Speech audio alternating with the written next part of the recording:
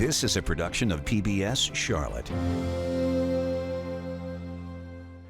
Tonight on Unspun, how politics sets the stage for economic growth. Civic leadership has helped steer Charlotte's growth for decades. And one of the most influential forces in the Queen City is an architect, civil rights trailblazer, and former mayor, Harvey Gantt. As Charlotte works to balance booming growth with affordability, connectivity, and quality of life, Gantt offers a rare perspective, someone who has both designed cities and led one. Next, we sit down with the man whose imprint is all over Charlotte. In today's America, welcome to the Spin Game. Believe me, I know, I'm Pat McCrory. When I was governor and mayor, I played the spin game. I was played by the spin game. But aren't we all done being spun? Let's take the spin out of the world we're in, here on Unspun.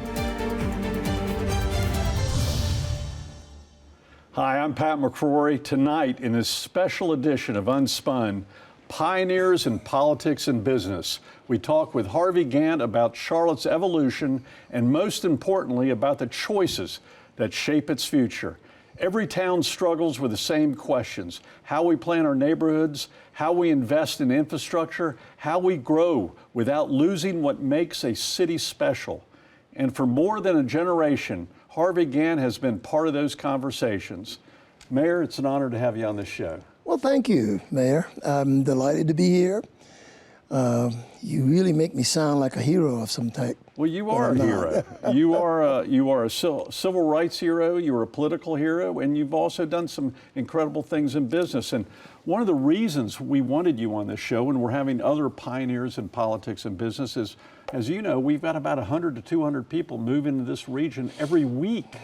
So they don't know the history. They don't know you, they don't know me. They don't know how we got to where we are. And it didn't happen by accident. It happened because of heroes like you who got involved in leadership. So it's an honor to have you here. Delighted to be with you. You know, I heard a story recently, and I didn't know this until recently, is that when you first came to Charlotte, you couldn't get a hotel room. That is absolutely right. And I've told that story many, many times. I'd never heard it. Tell me briefly the story, or tell me what it was all about. I was with my wife, Cindy. Mm-hmm. We were coming for a job interview. My daughter, Sonia, was an infant, less than 2 months old. And we came down Wilkinson Boulevard in May of 1965. 1965. My God, Wow. And Wilkinson was the only way to get in, because that's exactly right. 85 was totally completed. That was 85, yeah. And I had a job interview the next morning with Odell Associates, one of the larger firms in Charlotte at that time. And we intended to spend the night in a motel, and then I'd get up early that next morning and go to the interview. And this is after graduating from Clemson, being an architecture major? I hadn't quite graduated yet. All right. But they were planning for your coming. graduation. We were all getting ready for that. I had to come for this interview because I needed a job. And I was getting a job at a prestigious architectural firm. Very much so. They had designed a lot of the civic buildings in Charlotte. And exactly. The library that we used to know, and a whole lot of other buildings. Much of Johnson C. Smith's campus. The school board building? School board building. All those things were Odell Associates. They were, we were anticipating that interview. Make a long story short. The Civil Rights Act of 1964 had passed, so we were talking about a year since that had happened. So we made an assumption as a black couple that the law had permeated the entire community, everywhere. And so we shouldn't have a problem getting a hotel room. And that, in those days, they used to have the one-story motel. Sure, all on Wilkinson Boulevard. Exactly. Yeah. You'd pull in, park, and we started pulling into the one that looked the most attractive to Cindy. And we'd pull in there, and there'd be no sign that said they didn't have a vacancy. And then I'd present myself, and all of a sudden they had they had a no vacancy situation. Wow. So we did that about 4 or 5 times. All along Wilkinson. All along Wilkinson. Yeah. Every time I drive down there now, it's changing, of course. Some of them still exist. But you don't see a lot of them, not nearly the most amount. have been torn down now. But bottom line was we couldn't get one. And then I went back out to the 85 corridor, which was operative, that portion of it. Sure, sure. Went to the 85 corridor, went to a Howard Johnson's, and I took Cindy and the baby and myself in. And I think we took the heart of the guy who was behind the desk, who might have been trained to say no. He made a phone call, and we had a room for the night. And the rest is history. I mean, I always tell audiences, it is amazing what you can do in Charlotte. I mean, in the period of from 1965 to 1981, I became mayor of a city that I couldn't find room at the inn until that guy showed up. Was that your first visit to Charlotte? No, I'd been there before, but not to spend the night. Yeah, yeah. You know, to look over some things. And I'll think of that story the rest of my life when driving down Wilkinson Boulevard, because when you go down Wilkinson Boulevard, you still go back to the 40s and 50s because some of the old design is still there, the old truck stations, the Yep. old gas stations, That's exactly and so right. forth. I'll be thinking of you from here on out going down Wilkinson. So when you got involved in the community and you got a job, who were your role models? that's an excellent question. I grew up in the church, and we went to Friendship Baptist, and there was a guy by the name of Coleman Carey, who's the pastor of the church. But he's not only the pastor of the This church. is off of Beatty's Ford Road. On Beatty's Ford Road. They weren't even in the facilities that they're in now. They were worshiping at Northwest Junior High School, what we know as the School of the Arts today.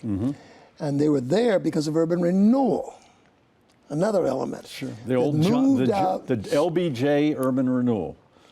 Oh, well, I'm not going to call it the LBJ Urban Renewal. Yeah. I'm just going to But say. he was the president who initiated much of that. A lot of urban renewal came out of the politics of the early and late 50s, as well as Absolutely. as the 60s, when in fact we were trying to remove slum housing Sure. from areas and provide better housing. It didn't quite work out that way, as a lot of policy that was meant to do good didn't always work out the way Yeah, we wanted. yeah. And one of the tragedies of all that period was a lot of people were relocated.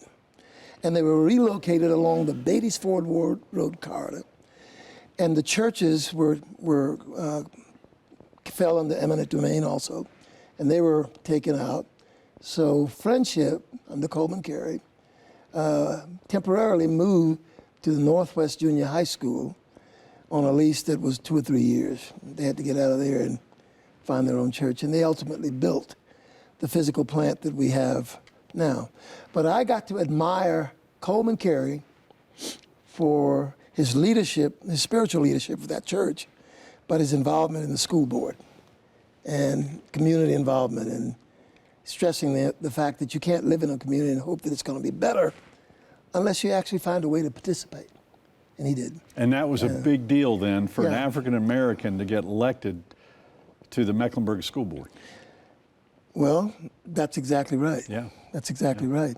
And so in addition to Coleman, there are the Alexanders, who ran a funeral home, and Fred Alexander, very engaged in civil rights.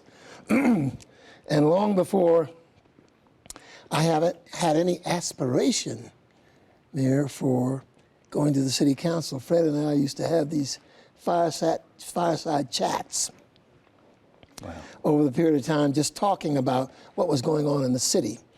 And our chats got more intensive after I spent 3 years at Odell, and then went away to graduate school and came back having studied city planning. Yeah. And Fred kept saying, tell me why certain things need to be in certain locations. And he'd share more about politics, and so we had this very stimulating conversation almost every couple of weeks, just talking to each other. So who convinced you, or did you convince yourself, or was it a combination of, I've got to run for the Charlotte City Council. You know what? I never decided to do that. You never decided, but you did it anyway. I ran, but my interest in politics was peripheral. Yeah. I got to know more about it by spending a lot of time with Fred, but my interest was such that I'd be delighted to give advice to you as a mayor, to Fred Alexander as someone who was making policy as a city council member. And he thought it was great that I'd gotten this master's degree in city planning. And we carried on those conversations, and then there was a vacancy caused by Fred Alexander. Wow. Fred Alexander was a super politician who got elected as an African American to be one of the first people in the North Carolina I remember Senate. well. And that created that opening. Created an opening for a year. And we were watching the back and forth, the politics of who is going to be the next dean of black politics in Charlotte. That's how narrowly we could define it. Who's going to succeed Fred Alexander? And there were lots of folks in the black community that wanted to succeed Fred Alexander, not Harvey Gantt. So the council, and the rules back then I think are the same rules today. The Democrats have to elect a replacement for that period. And so there was John Belk, the mayor, and other Democrats on the council. Jim I don't think there were Whittington. any, I don't know if there were Republicans at that point in time. Oh yeah, you had a couple of Republicans Might have there. Not many. Only had 7 members of the council. Yeah, as that's you true remember. too. Yeah. And there were a couple of Republicans there. And they couldn't decide on the people who really wanted it, who should replace them. And Fred Alexander said, well, I know this guy who is knowledgeable. He's not a politician, but he's knowledgeable about city things and what cities do. And he came to Cindy and me and said, would you be interested in doing that? And we thought about it for a couple of days. He went and introduced my name, and the rest is history. Wow. I became a member of city council. And then you ran for mayor. Well, I love city council so much I decided to run for city council again and again and again, and ran for mayor against Eddie Knox in 1979. See, I could still remember those days. Oh yeah, I do too. You probably remember. Oh, absolutely. I remember the losses more than I remember the wins. That's the problem. So, I got to liking it like a duck takes to water. Yeah. Because in a lot of ways, what they did was what I was doing as a professional, putting buildings together to make spaces to allow people to enjoy those spaces. And even putting the buildings together, you had to deal with so many different elements. The engineers, the electricians, the contractor. And I saw in that 1 year working on the city council after that appointment that, you know what, that's what the city does. It's led by our mayor, and they work together to make life comfortable for people who are living close together. Difference between rural and urban. And some of the things they dealt with was nothing but infrastructure.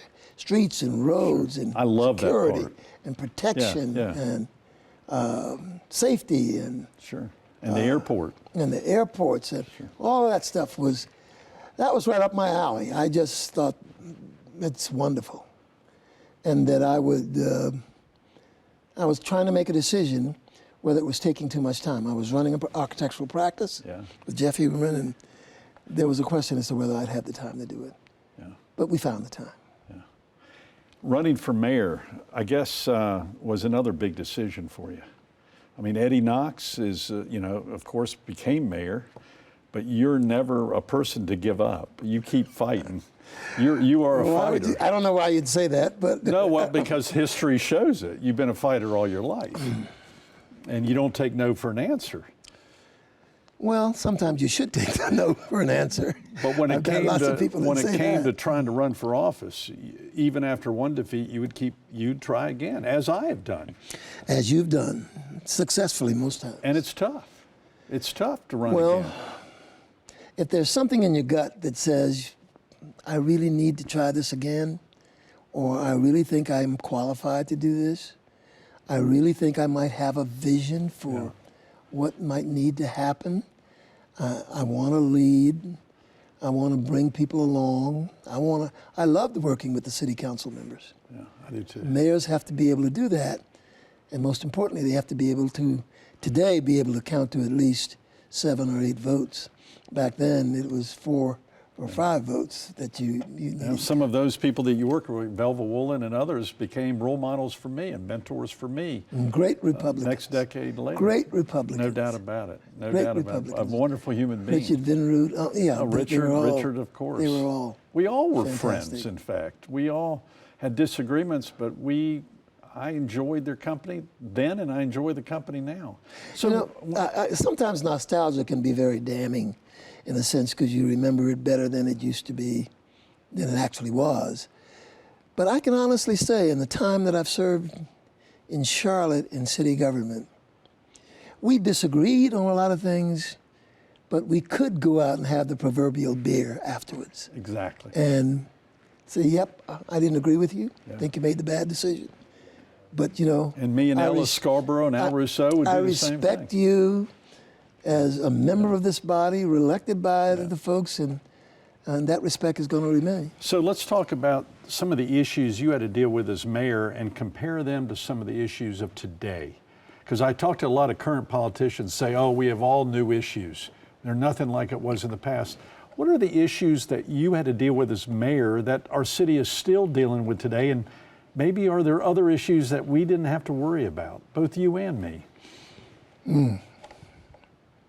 That's a tough question, too. I'm trying to remember my terms on the council and as mayor, and we were a city chomping at the bit to grow.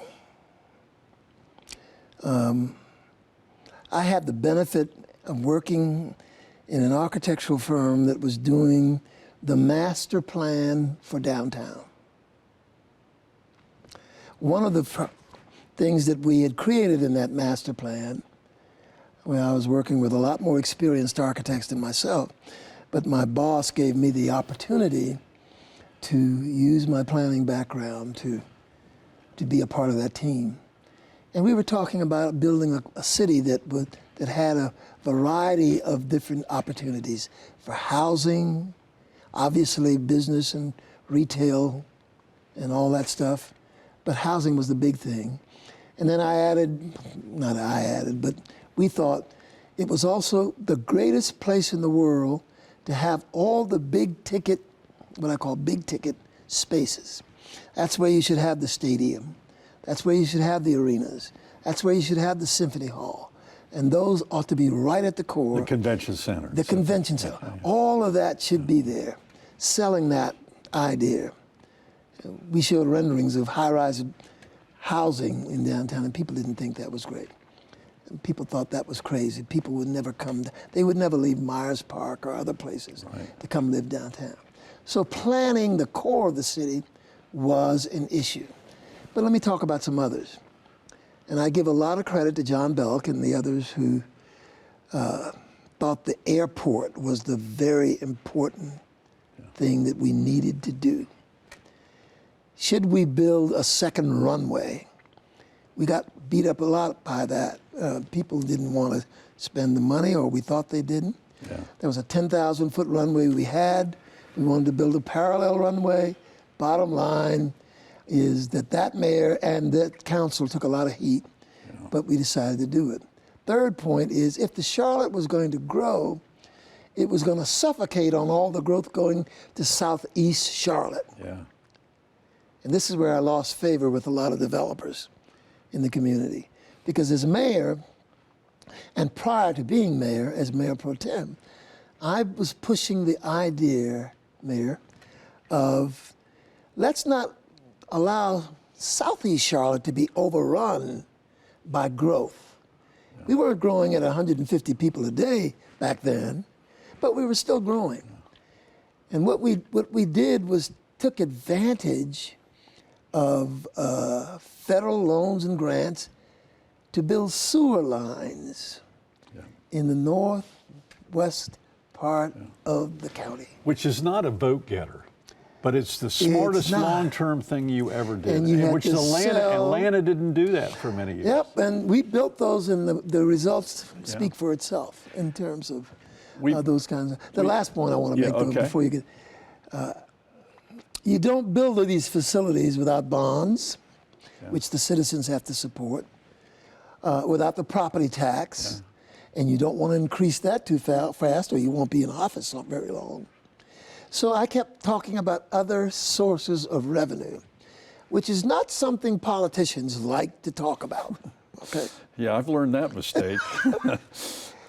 I started this idea of let's have a land transfer tax. Yeah, that's where the developers went nuts. They went crazy. Yeah. And I never trusted again. You were thinking from long that term. perspective. We've got just a few minutes to go. Goes that quick. I could talk to you forever, Mayor. What advice would you give the current politicians about preparing the city for the future?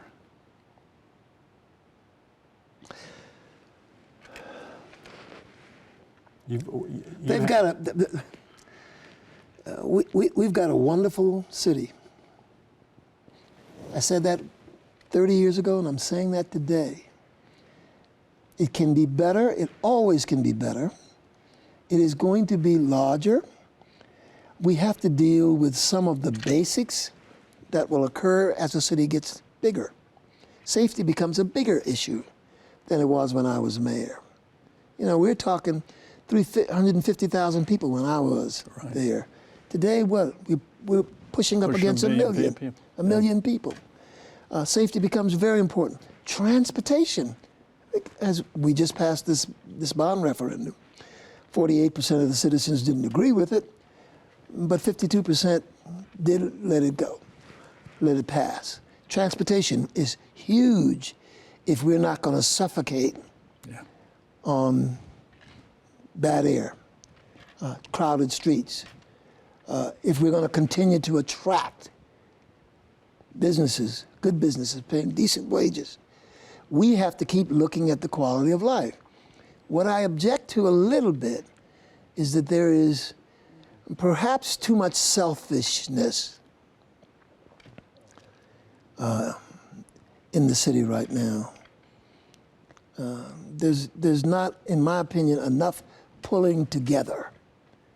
Republicans as well as Democrats. Or among each other. Well, I started to say, it's not nearly parties that are doing it, but even within our own party, the Democrats dominate. It's a blue city. Sure. They dominate.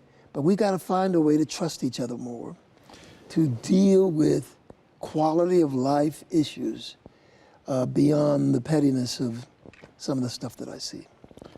One word to describe you in the remaining 40 seconds. One word that best describes you and best describes you. I've got one. I've got one for you. That's a tough question, Pat. I think I want people to realize I care. And I'll add a word to it, passion. I can feel your passion, hear your passion, and so can everyone else. And I cannot thank you as a citizen of Charlotte and of North Carolina, how much you've done for the city of Charlotte, for the state of North Carolina. You've been a role model for all of us. And I thank you for making a difference by caring with passion. Mayor Gant, it's an honor. Thank you for being on Unspun.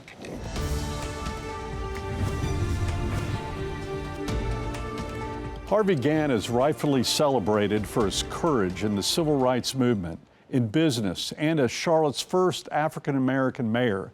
But there's one part of his story that doesn't get nearly enough credit. He ran for the United States Senate twice as a Democrat from Charlotte in the 1990s against Jesse Helms. Let me tell you, as someone who's campaigned statewide from Charlotte, that's like trying to sell barbecue without picking a side, Eastern or Western barbecue. People look at you funny and you don't make any friends. Charlotte's got a long list of brave souls who tried statewide races. Cameron Morrison, Eddie Knox, Erskine Bowles, Richard Vinroot, Sue Myrick, and yes, Pat McCrory. I won once, lost 3 times, so I've seen the tombstones up close. The Charlotte glass wall is real. Why? Well, first, most of us didn't come through the state government ladder that tends to produce the winners. Second, there's always been a little distrust about whether a big city mayor really understands the rest of the state. And third, Charlotte's name ID doesn't travel far outside the I-77 corridor. If you can't get seen on TV in Wilmington, it's hard to get votes in Wilmington. Now, Jim Martin and Tom Tillis did break through, but let's be honest, they made sure their mailing address wasn't in Charlotte when they ran. They were smart men. But what Harvey Gantt did was something different. He took the hits, won 2 primaries, and kicked the door open just enough for people like me to believe we could do it too. So to Harvey and to all the Charlotte names who tried, lost, and won a little, lost a lot, thank you for making a crack in that wall. My hope is that future Charlotte leaders keep swinging at it, because somebody's going to break it for good. That's the truth as I see it. We'll see you next week right here on Unspun.